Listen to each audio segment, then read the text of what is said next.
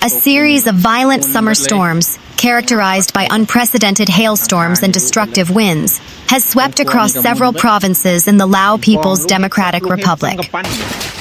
The Department of Meteorology and Hydrology, DMH, had previously issued warnings, but the sheer intensity of the ice pellets, some reported to be the size of golf balls, has left communities grappling with significant infrastructural damage and agricultural loss.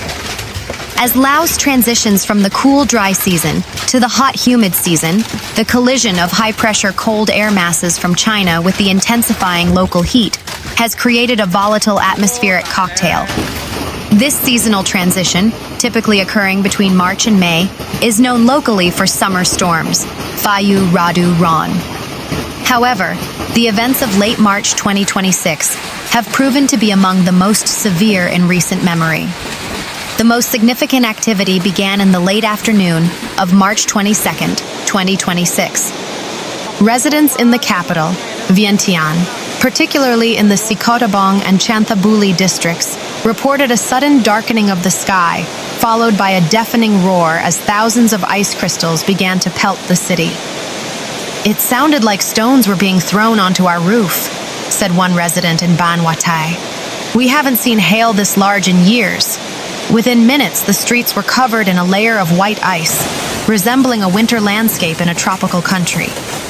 The storm cell then moved northeastward, affecting parts of Vientiane Province, Bolikhamxay, and Xieng Khouang, where the high altitude further intensified the hail formation. The damage reports gathered by the Ministry of Agriculture and Forestry and local disaster management committees highlight several key areas of concern. The primary victim of the hailstorm was residential roofing. In rural areas where many homes utilize corrugated metal or traditional tiling, the force of the hail punctured holes through structures. Over 500 homes across central Laos reported roof damage.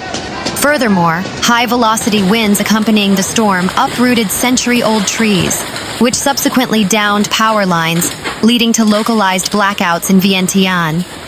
For a nation heavily reliant on subsistence and export agriculture, the timing of the storm is catastrophic.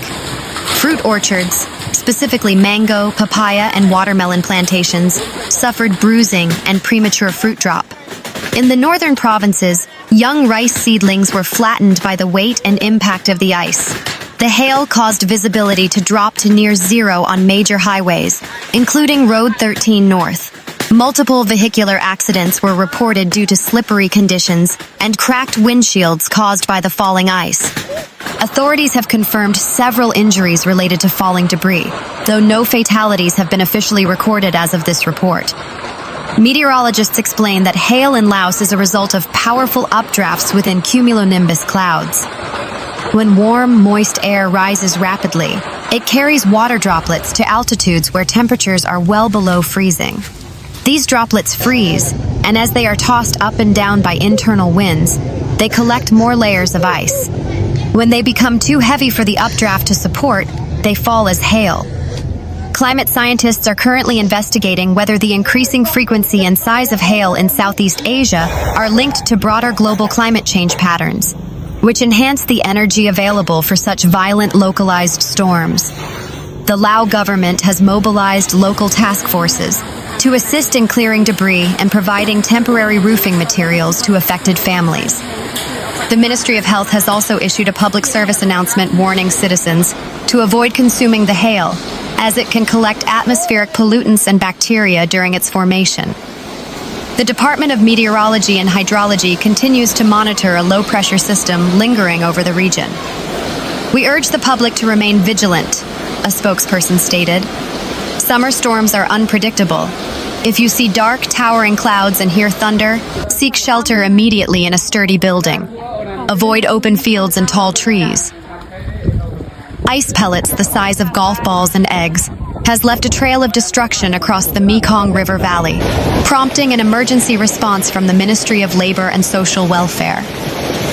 The day began with oppressive humidity and temperatures soaring above 38 degrees Celsius, 100 degrees Fahrenheit. By 3:30 p.m., the sky over Vientiane turned an ominous shade of deep green and gray. Within minutes, the calm was shattered by the deafening roar of ice hitting corrugated metal roofs. Witnesses described the scene as apocalyptic. Unlike typical tropical rain, this storm brought down massive chunks of ice, some measuring up to 5 centimeters in diameter. The sheer kinetic energy of the falling ice was enough to penetrate fiber cement roofing sheets, leaving thousands of homes exposed to the torrential rain that followed. The damage to infrastructure is extensive. Preliminary reports from the Vientiane mayor's office indicate that over 2,500 households have sustained significant damage. In districts such as Sikhottabong and Chanthabuly, entire neighborhoods saw their roofs riddled with holes. Families were forced to seek shelter under wooden furniture as ice broke through ceilings. Hundreds of vehicles parked outdoors suffered shattered windshields and dented bodywork. Public transport was briefly paralyzed as visibility dropped to near zero. In the outskirts of the capital, and in northern provinces like Luang, Prabang, and Xieng Khouang, the storm decimated high-value crops.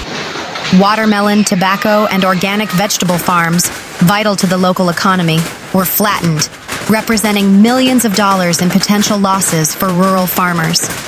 While no fatalities have been officially confirmed as of Monday morning, local hospitals have reported dozens of injuries. Most victims suffered lacerations from broken glass or head contusions from falling ice and debris. The Lao People's Army has been deployed to assist in clearing downed trees and power lines.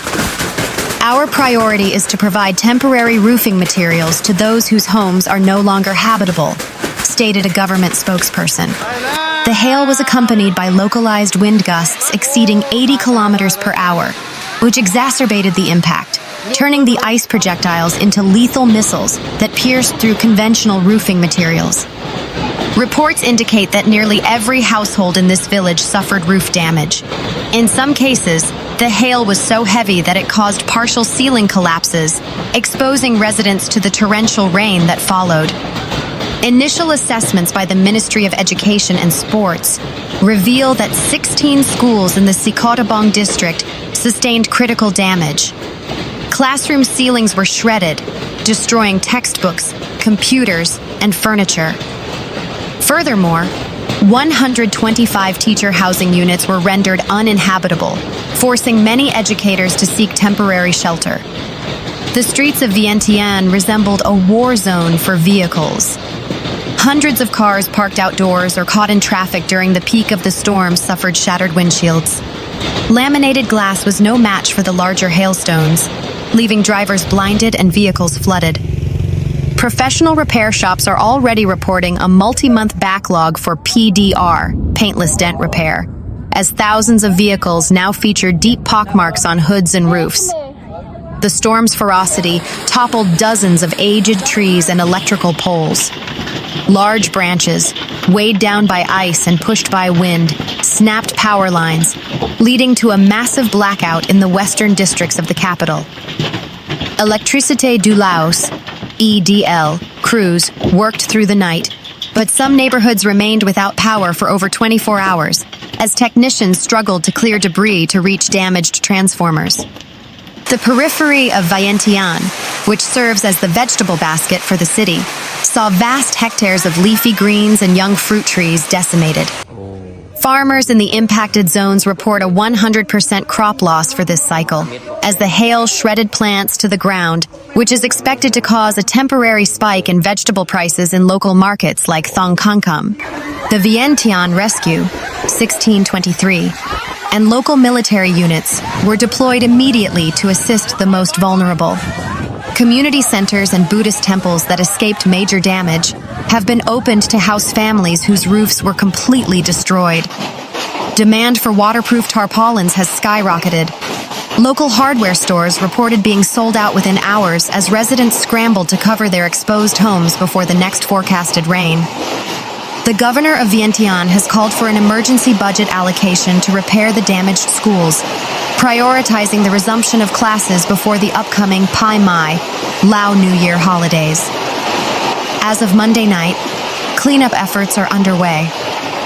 The sound of chainsaws and hammers echoes through Sikhottabong as the community begins the long process of rebuilding. Residents are urged to stay vigilant as the DMH warns of potential secondary storms later this week.